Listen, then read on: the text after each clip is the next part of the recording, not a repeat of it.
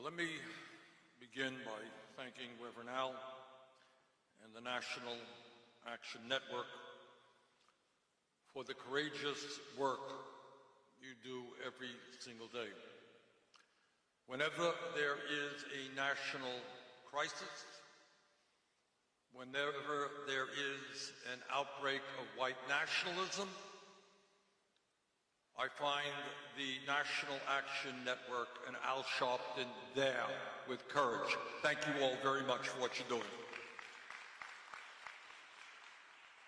And let me say what everybody in this room knows, that it is a moral imperative that we defeat the most dangerous president in the modern history of this country,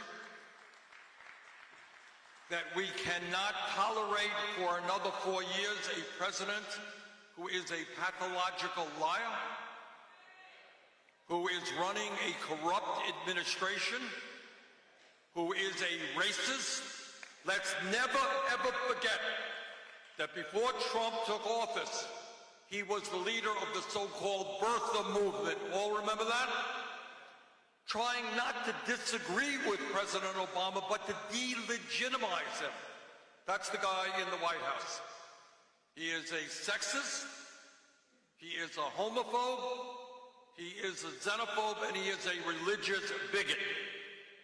And no matter what your political point of view may be, we as Americans understand that is not the kind of person we want in the White House. As Reverend Al kind of mentioned, I have been active in the civil rights movement for my entire adult life. I know that most candidates do not come forward and tell you about the times they were arrested. Probably not what you put on your resume. But I am proud to tell you that when I was a young man at the University of Chicago, I was arrested fighting housing segregation in Chicago. Took on the University of Chicago dealing with school segregation. Worked with SNCC and the civil rights movement in the South trying to provide the help that they desperately needed. And I know I date myself when I tell you I was there for the March on Washington for Jobs and Freedom back in 1963, and that Dr. King has played an enormously important role in inspiring what I do. But it's obviously not just Dr. King's dream who we are trying to fulfill. It is people like Ella Baker, who played a pivotal role in the NAACP and the SNCC movement. People like Fannie Lou Hamer, the co-founder of the Freedom Democratic Party. I'm old enough to remember that. People like the Reverend Jesse Jackson. And I am proud to tell you that in 1988, long time ago, I was one of the few white elected officials. I was mayor of the city of Burlington who endorsed Jesse Jackson, who brought him to Vermont, and we won Vermont for Jesse Jackson. And I am very proud to tell you that I've worked with the Reverend Al Sharpton for so many years on so many issues, and I applaud him for his courage. You know, when things get hot, some people run away, some people run toward it. Reverend Al and your movement runs toward the crisis and the danger, prepared to take on all kinds of opposition. Clearly, there have been ups and downs in the civil rights movement. We are all proud that in recent history we have passed major civil rights and voting rights laws. And I am old enough to tell you something, that 30 years ago, very few people in America would ever have believed that we would elect an African American as President of the United States and re-elect him. All right? We take it for granted now. Trust me, that was not always the case. And I was proud to support Barack Obama in both of his campaigns. And today, after the 2018 election, the Congressional Black Caucus caucus that I work with as chairman of the House Progressive Caucus, now has the largest number of members in its entire history. But of course, we still have much work to be done, especially under Trump. And as I've traveled this country, I've met with so many heroes who are continuing the fight against racism in all of its ugly forms. And I think back now about a young woman named Erica Garner. I think many of you remember Erica Garner and her courage in standing up to police brutality and ugliness in New York City. And we also remember the memory of North Charleston's own Walter Scott and so many others who have lost their lives at the hands of police brutality.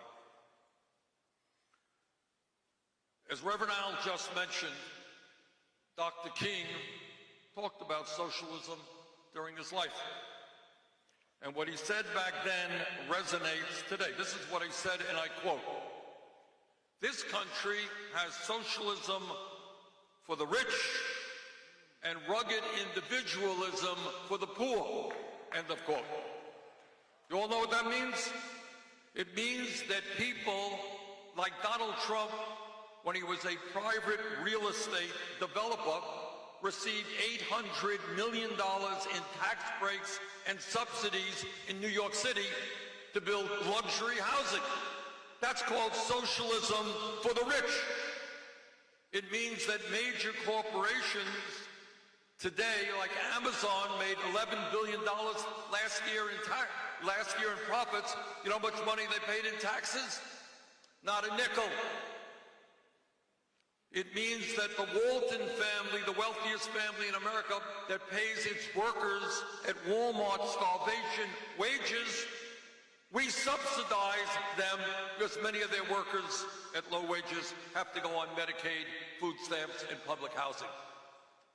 So I think that maybe we need government policies that protect working families, not just billionaires. And right now, in the midst of massive income and wealth inequality, we have massive disparities between the black and white communities. Not acceptable that white families have 10 times the wealth of black families. Not acceptable that the infant mortality rate in the black communities is more than double the white communities. Not acceptable that black women die in childbirth 3 times more than white women. Not acceptable that African American school districts do not receive the funding they need to provide quality education to their kids. Not acceptable that a young black male born today has a 1 in 4 chance of ending up in the criminal justice system. Racism is rampant. It's rampant in housing, in healthcare, in education, in financial services. And my promise to you is that instead of dividing the American people up, which is what Trump is doing, we're going to bring people together. We're going to end every form of ugly racism that exists in this country. Instead of letting the NRA determine gun policy, we're going to have gun policy determined by the American people. Universal background checks, ending the gun show loophole, ending the straw man provision, and ending something that I have believed in for 30 years. No more sale and distribution of assault weapons in this country. We are going to have policy that works for workers. We're going to raise the minimum wage to a living wage, at least $15 an hour. We're going to make public colleges and universities tuition-free, put $50 billion in HBCUs.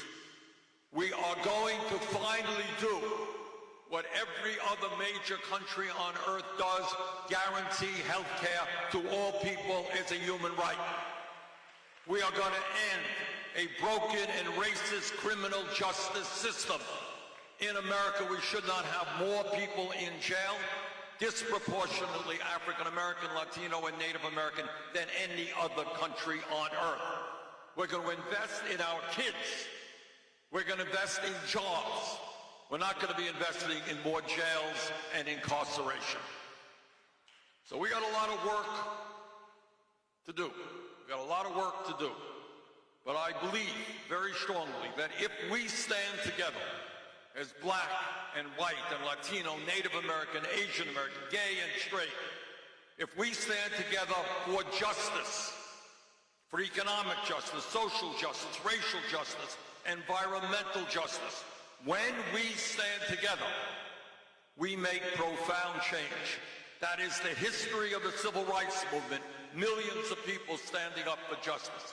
It is the history of the women's movement. It is the history of the labor movement. It's the history of the gay rights movement and the environmental movement. No matter how powerful people on the top may be, no matter how powerful the oppressors may be, when ordinary people stand up and they look about them and say, you know what, we demand justice. When that happens, there is no stopping us. And that is what this campaign is about. So again, I want to thank Reverend Al and all of you for the extraordinary work you do. Let us go forward together. Let us defeat Donald Trump. Let us transform this country. Thank you all very much.